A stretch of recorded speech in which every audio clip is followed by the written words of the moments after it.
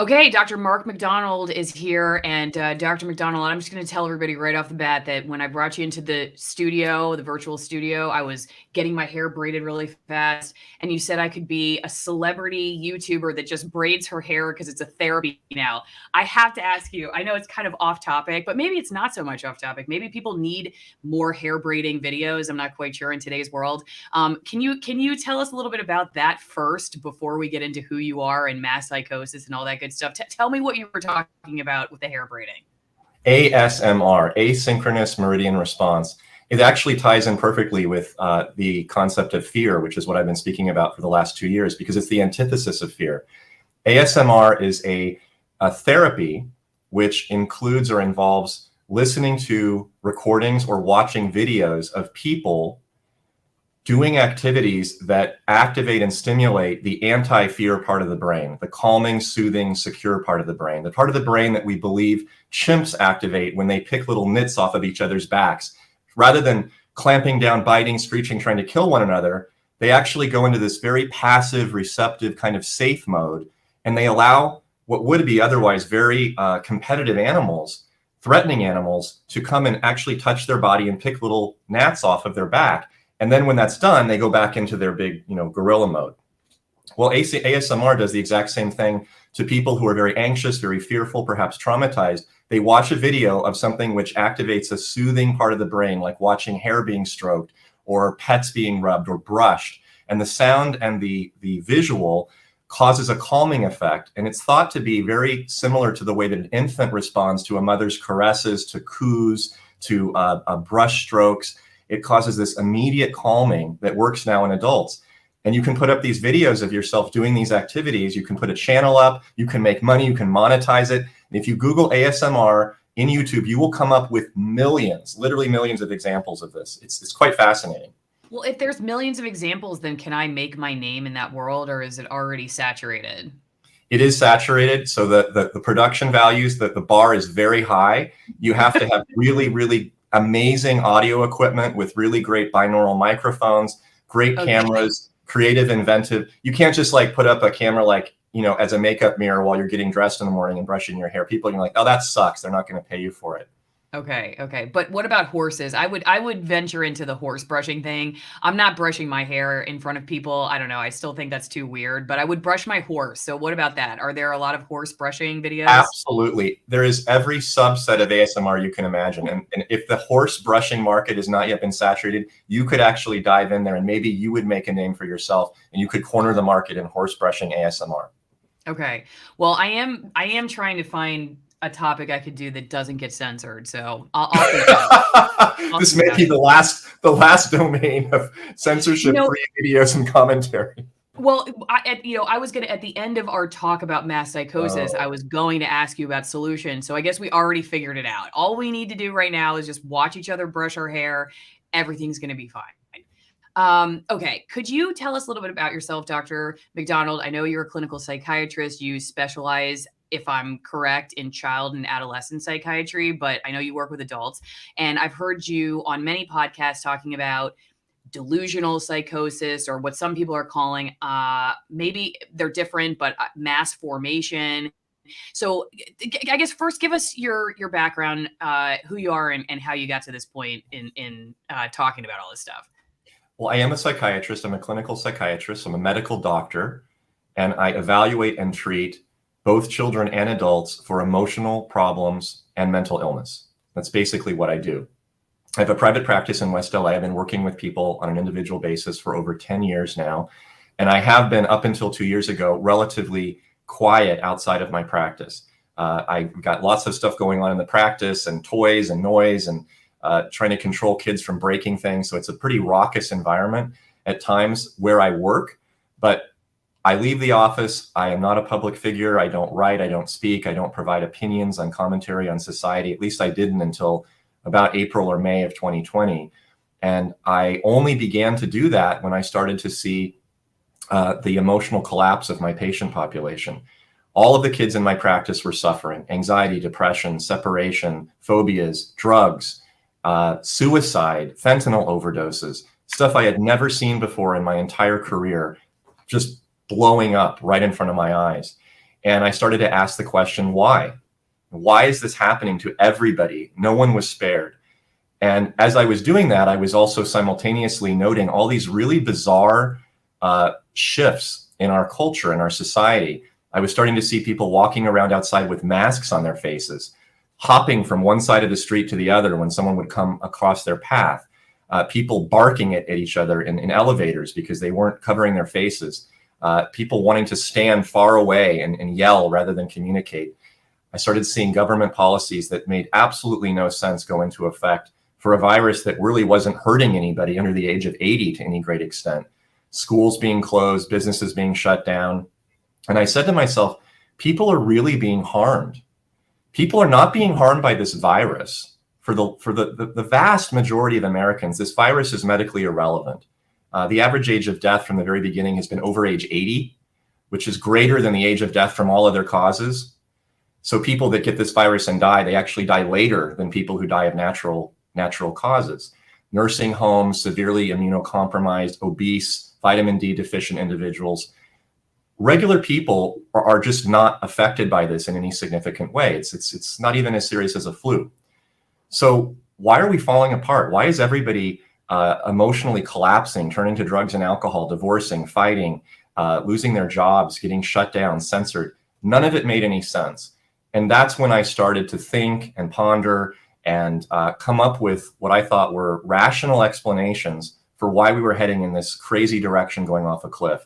And my answer, in a nutshell, is fear and control and government collusion, really, to take over the individual liberties, movements, and actual thoughts and feelings of the American population. And that's why I began speaking out and why I began writing. Speaking of writing, we should just let everybody know that your book just came out today, right? Yes. United States of Fear, How America Fell Victim to a Mass Delusional Psychosis. You know what? I didn't even know the title of your book, and I still titled the video Mass Psychosis with a question mark. So look at that. So I'm curious, Dr. McDonald, when you talk about this stuff, living in LA, and you're a doctor, and I'm sure you get a lot of people in your own field who would disagree with a lot of what you just said. What are your professional relationships like yourself now? I'm just curious because you're talking about the relationships that you're noticing among other people, but how have your relationships been in your own field with your own peers when you start saying what you just said or you start talking about this book? Roughly speaking, about 80% of my colleagues have absolutely no idea or comprehension of what I'm talking about, or they vehemently disagree. And this has been a real slap in the face. I have always thought of Americans in general as being rather courageous people, people who are rather fearless, people who are willing to think for themselves, to brave uncharted territory. I mean, we are a frontier country. We're not a legacy nation. And yet, Americans in general and my colleagues specifically have done just the opposite. They have complied. They have allowed themselves to be spoon-fed misinformation. And by misinformation, I don't mean things I don't like, which is what the media call misinformation. I mean actual objectively false information, and made decisions based on that. These are physicians who I trusted, who I believed were intrepid, critical, going against the grain, really pushing for truth, even if it led them to somewhere that they didn't feel comfortable. No more. I have a very small number of colleagues now that I actually can trust to think and decide honestly and openly about what is the best course of treatment for a patient. And I feel really sad to have to say that, but my greatest loyalty in my profession is not to the profession, it's to truth. And I went into this profession because I wanted to meet people where they are in reality and allow them to discover what is real. And those who don't share that point of view and are not on that same page with me are not people that I feel I can support any longer. So do you think that your peers might say the same thing about you? In other words, they're going to say, I did the same thing. I got into the profession for the same reasons, and Dr. McDonald is the one who is has just totally lost his mind. I have found very few people, as I listen to different perspectives on all this, who think they're, or at least they say openly, I know reality is A, but I'm saying B. In other words, it seems like everybody believes they're saying the truth, and they're looking at the other side saying they're nuts. So how do you even get past that point when we kind of all look at our side as if we own that, and look at the other side as if they're just lost in hypnosis or psychosis? Well, the most direct answer to that question, which is a very fair question, I think it's accurate what you just described. I've had the same experience with many people, is the following. If they're so convinced that they are objectively correct, that they can back up and defend their position with evidence and argumentation, then come and argue. I just presented a 5-physician roundtable in Los Angeles over the weekend. One pediatric cardiologist from Hawaii, pediatric cardiologist, talk about subspecialized, 2 pediatricians and a family physician. And someone in the audience asked that same question. Well, why don't you talk with all those people who disagree with you? Why don't you debate them? Why do you come up here and provide us with this information that we already know? And my answer is because they will not come on. They will not debate. They will not put themselves out there because they know intrinsically in their heart, they know that their position is not defensible. They know it. If they were so convinced, they would come on and put themselves on the stage with us, and they won't do it. They've never done it for the last year and a half. Well, when I've heard people like Dr. Peter Hotez, who I don't know if you're familiar with him, but he was on Joe Rogan's podcast a while back and was asked why he wouldn't debate people who are skeptical of vaccines.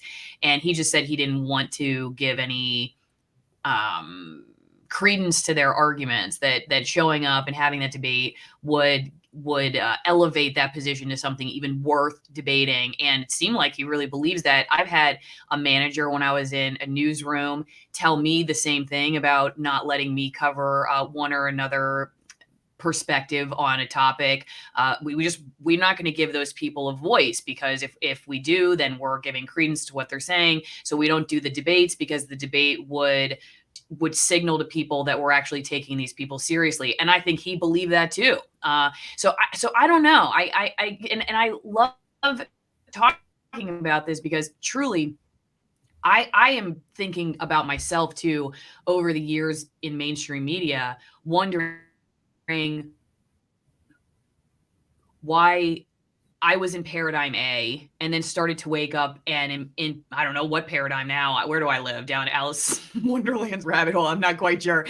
Somewhere on YouTube with my head spinning, trying to get a grasp on all this stuff. But I see now how asleep I was to just regurgitating propaganda and talking points that were just accepted by my peers. But I don't really think, if I were to be fair to other people because of what I know of myself, I wasn't sitting there like deep down inside, I know my position is, or I was just asleep, flat out. I was just not aware of what was going on. And I think part of my journey of talking to different people about this topic and others that I wouldn't have been able to cover when I was in mainstream news is really a personal journey of trying to understand myself, honestly, and how I made that leap, from waking up to just being kind of robotic in the way I was doing things, even with the best intentions, to now saying, okay, wait a second. Because when I finally realized that I was incapable of presenting myself as an authority anymore, that's when I had to leave. It was either a matter of reformatting my position so I felt comfortable giving the news every day in a way that I felt like I was credible, or I had to quit. And they wouldn't let me reformat my position, so quitting was my only option, because I just could not stomach going on the news anymore acting like an authority when I did absolutely know that I was presenting myself as something I was not. And so then I quit. And I feel like once you get to that level of awareness, you do have to break out of the system, which is why I feel like people who are perpetuating that I don't think I don't think they're at that level of, okay, I know deep down this, but I say that. I just question that. I don't know. That's my Well, I perspective think though. there's two subgroups. You mentioned Joe Rogan. Sanjay Gupta went on Joe Rogan and got completely roasted a few weeks ago. And he had to admit that he and CNN had lied, or actually, to be more specific, CNN had lied about Joe Rogan into taking of ivermectin. And of course, the purpose of disparaging ivermectin is to discredit it as an early treatment. And the reason for that is to prevent any alternative to the vaccines till death do us part marriage that we're being shotgunned into as a nation. He admitted that. He admitted it on Joe Rogan's show. And then he went on the next day on CNN, and under cross interrogation by his colleagues, he backpedaled and basically said, no, actually, I didn't mean what I said. We in CNN told the truth. Joe Rogan is the liar. He knows the difference. He's not a stupid man. He knows what the truth is, but he's not willing to admit it because he's being pressured and he's worried about getting outside of the groupthink. That's one category of people. The other category are the ones who are delusional. And the delusional psychosis idea is one that I have spoken about for a very long time, because I agree with you, Allison. There are people in this country who are not awake. I think Sanjay Gupta is awake. I think he's just disreputable. He's dishonored himself. He's in the media. He's a physician. But regular Americans, many of them are truly asleep. They are delusional. They have disregarded the reality in front of them because they don't want to have to deal with the cognitive dissonance. And this is becoming harder and harder to bear as the information becomes more and more voluminous, as it mounts, that what we are living in is truly an upside down Alice of Wonderland world. When you see vaccine failures mounting across the world, where people who are getting injections are getting 1, 2, 3 times reinfected, where the entire Brandon administration has been disappeared because of post triple shot vaccine breakthrough. What happened to Jen Psaki? She's gone off. She's disappeared. What happened to Governor Gavin Newsom, the Emperor of California? 12 days. He hasn't nowhere to be seen. He's like, where's Waldo? These people just got shots and then they disappear. Americans know this, but they don't really integrate it. They just set it aside. They say, I don't want to go there. I don't want to look at it because it would start to question the commitment that I've made to this big program. And I don't want to enter cognitive dissonance. So they put themselves in this delusional psychotic pattern. So there's two groups. There's those who are disseminating, those who are manipulating, who are liars, like Gavin Newsom, who says shots for all, but not for my kids, masks for all, but not for me when I'm in the Napa Valley restaurant for $12,000 for my wine dinner. Those people know what they're doing. They're not hypocrites. They don't actually follow in their own lives what they say other people should be doing. So they admit through their actions that they're liars, they're disreputable. And then the Americans, they follow in line because they're deluded and they don't know how to question. So I think it requires both groups. Okay, I want you to respond to this real fast, because I'm guessing you probably get this. So this guy thinks that COVID is a hoax. What do you think about it in the positive, not positive as in happy, but in the what do you think is really going on versus the negative of what's not actually going on? And I should say, I think it's unfortunate that this is the way that a lot of people will frame it. It's very I think it's very divisive because it writes off that you can't have a middle of the road perspective to it. You either believe it's a hoax or you believe that the apocalypse is upon us. And that word hoax just gets thrown out all over the place, just like misinformation, just like anti-vax. I think they're sort of terms that are just kind of, I don't know, just thrown into the wind to their discussion ending. This is why nobody comes on to debate and argue. Mr. No Name, the anonymous who wrote this message, is not willing to put his name out there. He's not willing to come on and actually have a debate and an argument because on some level, he knows that he has no position to defend. He's just throwing out word salad.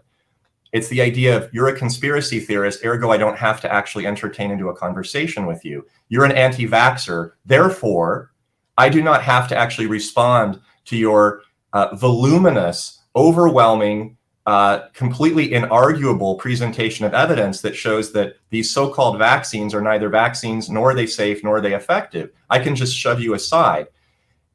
I'm not an anti-vaxxer. I've actually had all of the vaccines of childhood, as have all of the colleagues that I speak with. None of them are anti-vaccine, but they have raised significant concerns and questions about this experimental gene therapy product. Does that make you an anti-vaxxer? The fact that I say that there are, largely speaking, minimal deaths of healthy people, certainly very few who've actually received any treatment from this virus from China, does that make me a conspiracy theorist? This was a hoax. This was a hoax. In other words, have I ever implied or stated directly that I believe that there's actually no virus? Of course not. But this is a way to basically avoid the argument. It's a way to avoid raising questions about this black or white kind of dogmatism that the government has been putting out for the last year and a half. And it's a way to continue to inculcate fear as the fuel that is driving the vehicle of totalitarian control in this country. Because without fear, we have no basis to suspend our liberties, no basis to eliminate freedom of speech, freedom of worship, freedom to get a job. None of that is justified without a state of emergency, and state of emergencies cannot exist without fear. So it all comes back to this psychological pandemic, not the medical one. Okay, did you, in all of that, because I was scrolling through, because there was one other comment I wanted to bring up before we get to the psychosis stuff, but did you say do you think, I mean, in other words, do you think people get sick from COVID? I know people that have gotten sick from COVID, very sick. I know people who have died of it. Do you think it's just over exaggerated, or that it just doesn't exist? Where are you on that spectrum? Well, I'm just looking at data points. It's not a belief. I'm not a religious zealot. I'm looking at actual data. You can get it off the CDC website. This is what's so amazing to me, that after a year and a half, almost 2 years now, nobody is willing to actually go on and discuss data. Nobody from the other side. It's like they have this, it's like a cult, basically.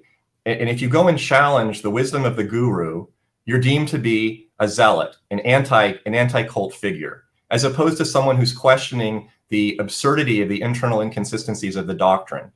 It really is a cult. It's a non-thinking, follow the leader, no critical thinking, complete subservience and obeisance to a self-appointed God, which in this case is the Faucis and the Walensky's and the Bidens and all these people in the federal government in Washington and their acolytes, different governors and mayors and unaccounted for bureaucrats throughout the cities and counties of the country. This is not the way that Americans discuss and debate social policy. It never was until recently. Something has absolutely shifted and changed. So I'm not a believer or a disbeliever in anything. I'm looking at actual data, and the data are incontrovertible. The data are overwhelming that the vast majority, when I say vast majority, I don't mean 76%. I mean 99.x% of Americans are completely safe from hospitalization and death from this virus. And the ones that are not, even some of the small number of healthy people that actually did get sick and died, because there are some people in that category, the evidence is overwhelming that had they received basic treatment within the first 7 days, they would be alive today. I have a doctor who's a very good friend of mine and a colleague in Southern California, who works in El Centro, right across the border from Mexico, where there's an enormous influx of infected patients because they cross back and forth all the time. He's treated more coronavirus infected patients than any doctor in the country in his acute care clinic. His name is Dr. Brian Tyson. He's treated 6,000 people. Of those 6,000, those that he treated within the first 7 days of the onset of symptoms, not a single one has died. Zero. The percentage of death for the county as a whole, meaning people that get sick and go to the hospital and they get their so-called treatment of oxygen and intubation, because that's all they give them, maybe remdesivir, the death rate is 3%. So you would expect his death rate to be at least 3% if he was actually doing harm or doing nothing, right? But it's zero. So when you see those things happening around the country, these are data points. You have to at least ask the question, isn't there something missing to this story? It's not just hoax, conspiracy, anti-vaxxer. I'm sorry, that doesn't cut it for me. You need to be a little bit more specific. I think you bring up a really good point about early treatment. I think it's been one of the grave, it's interesting. I'll just bring this up real fast since we're talking about it, because you hear the Pfizer CEO say this: people who spread misinformation on COVID vaccines are criminals. But the way I look at it is that people who have been spreading misinformation about the possibility of early treatment and protocols that many doctors are using, really disparaging early treatment just because of this fixation on vaccination, I really do think that's been criminal, in my opinion. Like I would look at that. I guess if we're going to use that term, I don't like that term because I don't want to go round up people for talking. You know what I mean? But I really find that to be just a grave consequence of the misinformation. If we're gonna use like these terms that the Pfizer CEO is using, I could rewrite this headline and turn it on early treatment and take out the word vaccines. And I think we've had many, probably hundreds of thousands of people potentially die because they were too afraid. Their doctors weren't talking about it. Doctors are scared now of losing their licenses.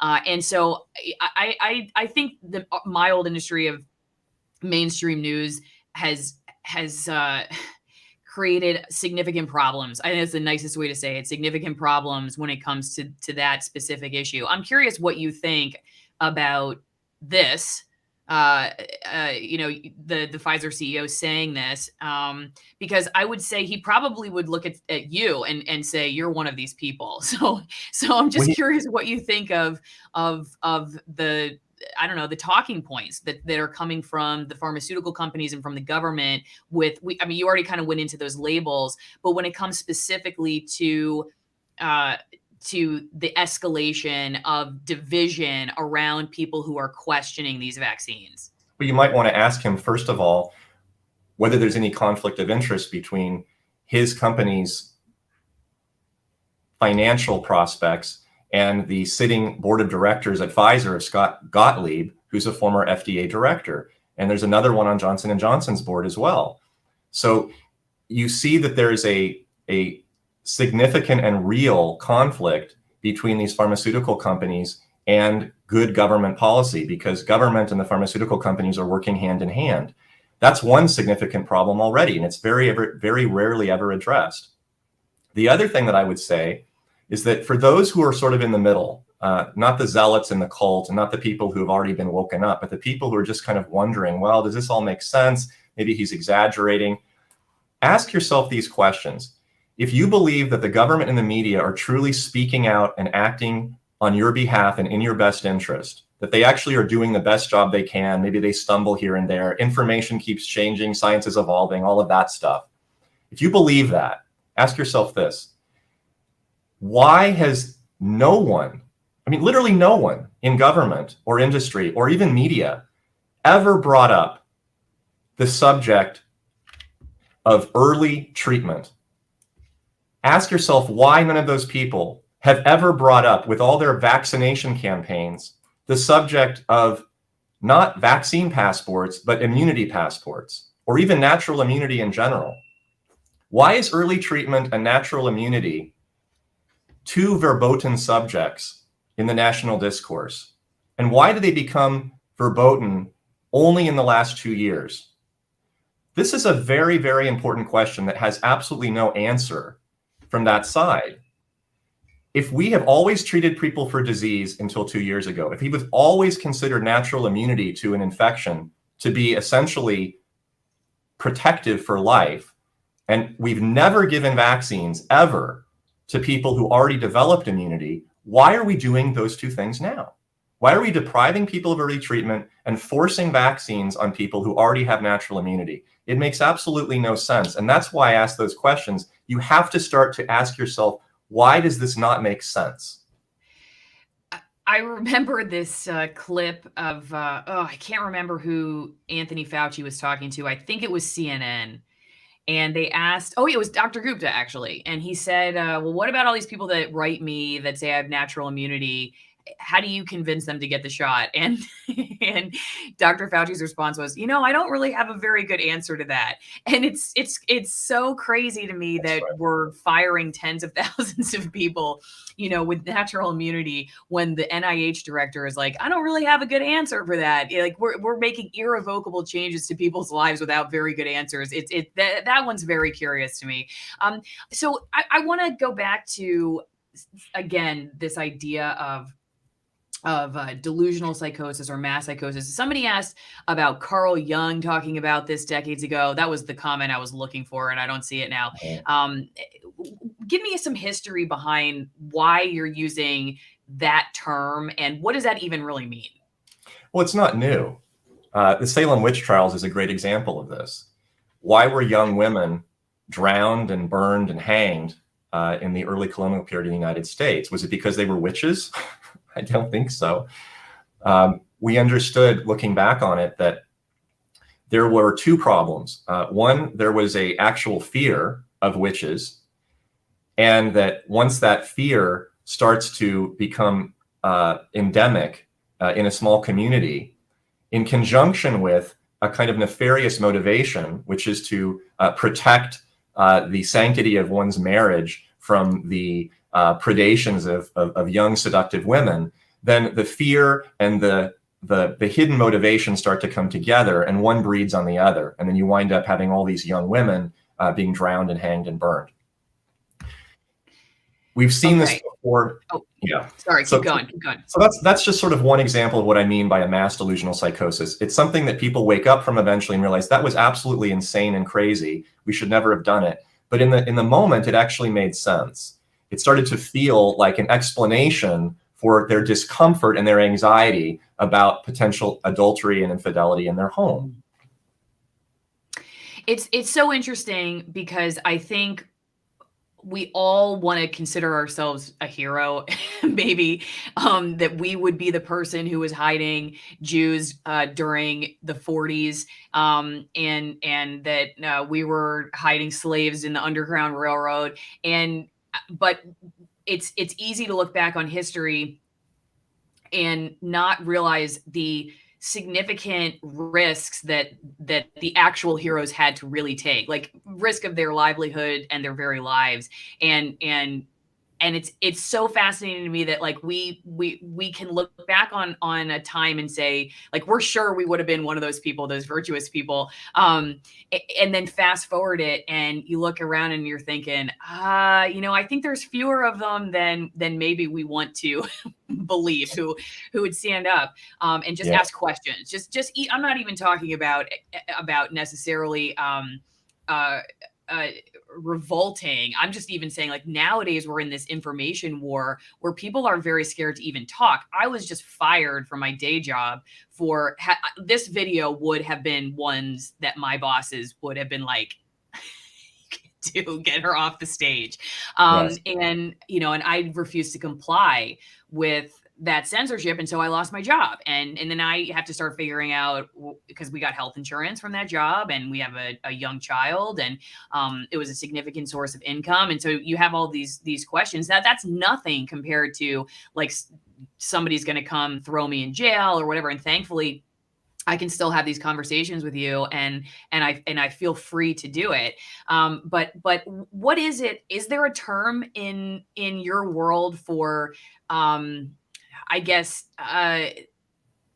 thinking of oneself one way, where one's actions, I guess, may reflect something opposite? In other words, like historically, you look back and you think, oh, you put myself in that situation, and I know I would have acted this way, but we convince ourselves somehow that we're better than. I don't know what that term would be in your world. Let me provide you with an example that might shed some light on this that you're trying to put words to. I recently consulted on a case, since I do med legal consultation with different entities like cities, counties, social services, that involved a young woman starting at age 12 or 14, something around that time, who was abused by her father, sexually abused, violently sexually abused. In fact, he used rape as a form of punishment for years for this little girl and also for her sisters. Social services came and investigated, found that it was unsubstantiated, and basically left her to the predations of this man who was psychotic. He has a psychotic illness. Doesn't mean he's also an evil person. He is. But he has a mental illness. Eventually, she was taken to a hospital because she was 7 months pregnant with his child. She gave birth to his child. It was proven on paternity tests. She was removed from the home. He was arrested. He's now going to prison, rightfully so. And as I reviewed the therapy notes in the last couple of years, she's now 19 years old, repeatedly, the therapist noted that she deflected, avoided, flat out denied any discussion, any admission of culpability on the part of her father. And in fact, even today, wants to reunite with him and feels that it's unfair that he's been arrested and put in jail because he's such a loving man. You ask yourself, why on earth would she not see him for the evil person that he is? We do. Why not her? Well, the psychological explanation for that is actually very simple. We only have one father and one mother. We can never get another one. If those people die, we cannot replace them. If she kills off her father in her head by turning him into a monster, accepting the truth, the reality of who he is, she will have a hole. She will be psychologically abandoned by the only father she does and will ever know. Then she will feel abandoned. She will feel orphaned, and it will be her doing. So she defends the archetype, the Jungian archetype of the father, from reality by refusing to accept the fact that he abused her.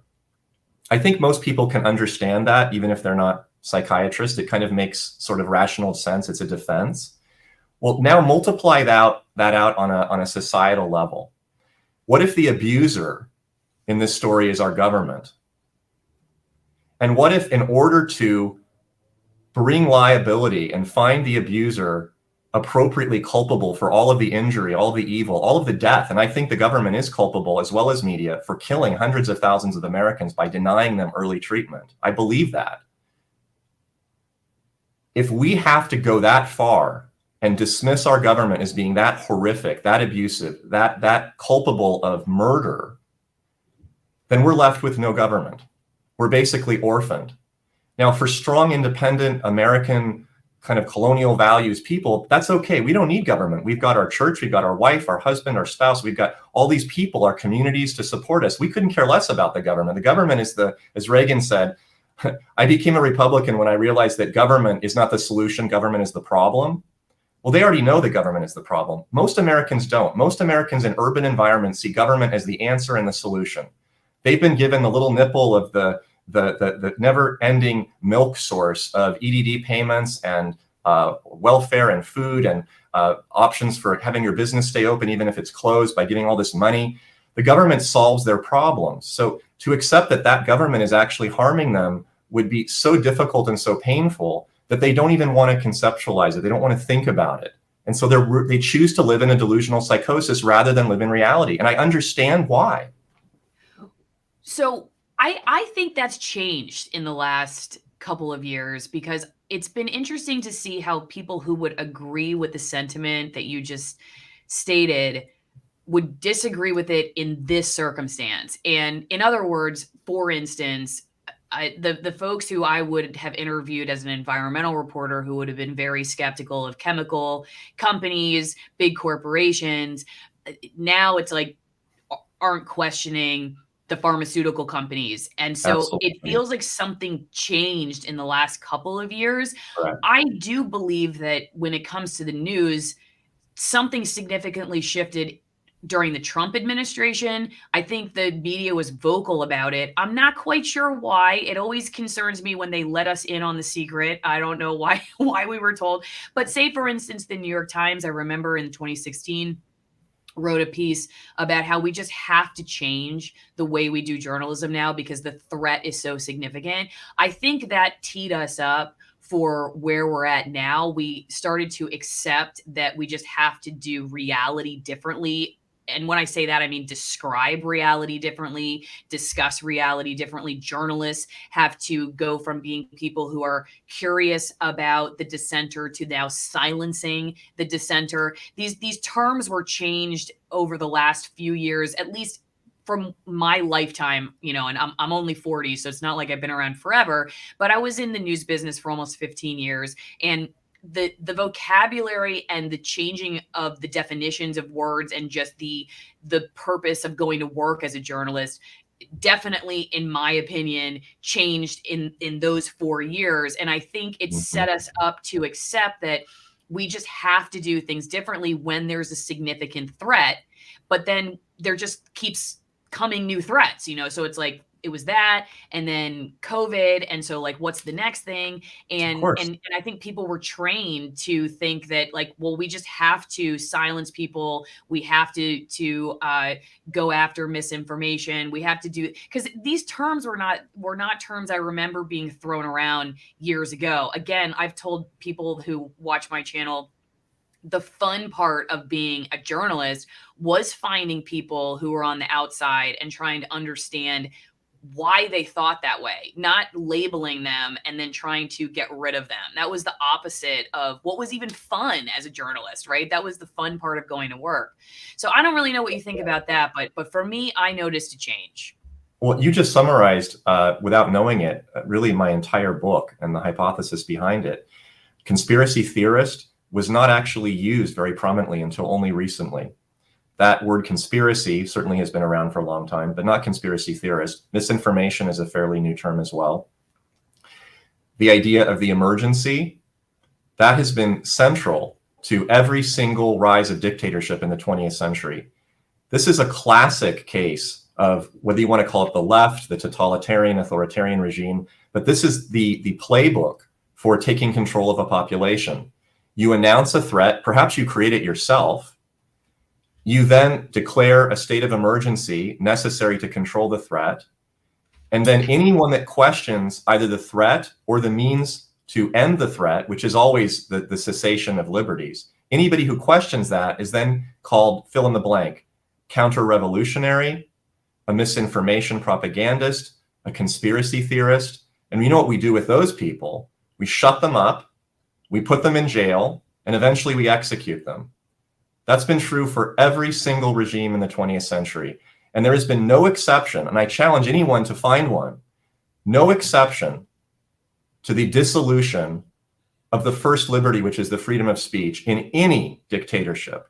Name me a dictatorship that allowed freedom of speech. There is none. And that's what's happening now. It didn't start 2 years ago. It started 40 or 50 years ago. We've had constant explosions of so-called crises, feminist crisis of men trying to rape women, toxic masculinity. The environment is going to collapse in 7 years. No, I mean 14. No, I mean 21. No, I mean 28. Rape culture. 2/3 of women are sexually assaulted on campus, but I'm still sending my daughter to college. Really? Maybe you don't really believe that. Trump is going to be a fascist. He's going to clamp down on our liberties. He's not going to allow us to do anything. Well, we had the most free country under Trump than under any president than in my lifetime. You want to talk about fascism? The definition of fascism is collusion of private industry, corporatism, and government. That is the definition of fascism. That is what we're living under right now. Right now. So all these people that were crying fascist, fascist during the Trump years, where are they now? Where are they? Crickets. Nobody's willing to call it out. So this has been progressing for decades and decades and decades, and it's not new. This is not new. It's just a new incorporation of what's been happening for the last 100 years. We're just in the thick of it right now. And so many people are blind because their allegiance is so strong to a political party that they're not willing to accept that they've been duped, that they've been had, and that there's a small number of people, a small number of truly evil, destructive people, the left, the Antifa, the BLM, the Marxists, that are taking over the lives of every other American, whether you're conservative or liberal or independent. We, the conservative, independent, liberal majority, vast majority of Americans, have far more in common with each other than we do with this small percentage on the left that is trying to destroy all of our lives. And it's the liberals, the naive but well-intentioned liberals, who are facilitating this because they think their enemy is conservatives. Their enemy is not conservatives. Their enemy is the left. Their enemy is authoritarianism and fascism. So let me just challenge you a little bit on that one. Let's take vaccination for instance, because I notice a lot of rage on both sides right now. I see people who are COVID vaccine skeptics excited when somebody gets a vaccine injury, and I see people who are vaccine worshipers, or just they like them, say that they're happy. I mean, I just saw a Twitter thread where somebody's asking for prayers, and like every other comment, if not more than the well wishes, were comments about how, sorry, eat it because you didn't get the vaccine and you deserve this, and basically I hope you die. And I feel like we're getting played right now by whoever or whatever is in charge, because I have seen more rage building up on different sides. Like, you brought up Newsom. I don't want Newsom to. I don't want Newsom to be sick, and I don't want him to have had a vaccine injury if that's in fact what happened. I don't know. I've heard that he's supposed to give a public appearance or something, but you brought that up, and that's what a lot of people are saying. Like, I wouldn't want that. In the same way, I don't want somebody who is unvaccinated to die of COVID or to end up with heart disease because of it or whatever else. But I feel like that rage or whatever it is building on both sides, and I don't know where that's headed, but I feel like that's in somehow a reflection of whether it's intentional or unintentional, is building towards something that really concerns me. And I guess I'm curious where you think that ends. Oh, of course, you're absolutely right, Allison. This is intentional. This is by design.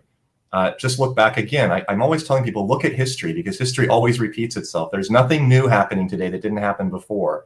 Look at the development of the Chinese regime. Look at the development of the Stalin Youth Group. Look at how children, friends, family, community members have been trained to turn on one another in these countries as a way to distract from the real evil and the real harm that's being perpetrated by the government. This is not my opinion. This is historical fact. This is what's happening now today. Eric Garcetti, LA mayor, over a year ago, announced the Snitch Squad. He created this group of so-called ambassadors, he called them ambassadors, people that you could call in order to go and report on businesses that were kept open in contravenance to the lockdown, to the shutdowns. And then if the businesses didn't comply with keeping themselves closed, the ambassadors would then go and have the utility crews cut the gas, cut the electricity. And you got money as a citizen, you got money for turning them in. What on earth is this? This is being generated by the government. The government is creating, and corporations as well, mechanisms that encourage us to turn on one another so that we don't see what's going on up there. This is classic. This is not new. So I don't think it's that, as you were saying, both sides are fighting. I think most of the hatred is actually coming from one side. Dennis Prager, who doesn't take the vaccine, has been strengthened for the last year, taking supplements, finally caught this virus, did very well, recovered in a few days, but he received hundreds of messages from across the country and also from reporters hoping that he would die. He said, I've never hoped that the other side would die. It's almost exclusively on one side. It's very, very unbalanced. But putting that to the side, there is all of these parallel side-by-side attacks. And I do think that that is by design, because if we were unified against the real threat, then we would actually win the battle for truth. And we can't win that battle when we're just busy duking it out with one another. Right. And I think blaming just the average person versus looking at our government for its missteps and where did the virus even come from and what was our part in gain of function research and all that stuff. I keep going back to wondering, where is if you're going to have anger at all, like, why aren't we angry about any of that? Like, why do we even have this virus in the first place? Like, what's going on there behind the scenes? So I think those are all valid questions. Dr. McDonald, I want to ask you a couple questions that came in from the chat on ROKFIN only, just because I think we've talked about some stuff that could get us booted from YouTube, but some of these other questions definitely would. So if you guys want to hear the answers, we have a few more minutes with Dr. McDonald. Head over to ROKFIN. The link is in the chat. If you're not watching on ROKFIN, if you are, thank you for being over there. And it will be available on my other platforms as usual. But real fast, before we kill the YouTube stream, Dr. McDonald, where can people find you if they want to know more about you? So most importantly, I just published a book, which is called United States of Fear, as you generously posted at the beginning of the interview. Go to Amazon, buy the book, review it, post your review online. I really want these ideas to be disseminated as broadly as possible because I think they're very important. This is really not for me. This is really for my country. That's why I wrote it, United States of Fear. You can also hear a lot more from me, as well as my colleague, Dr. Jeffrey Barkey, who's a family physician, on our podcast, which is Informed Dissent. Informed Dissent. It's available on almost every podcasting station, including Apple Podcasts and others.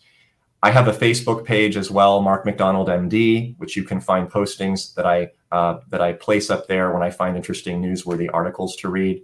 And I'm actually also creating a website, which will go up in a couple of weeks, where I'll put all of my written publications, including op-eds I've done in my book, which will be called Dissident MD, dissidentmd.com. Okay, everybody. We'll see you on ROKFIN. Thanks again.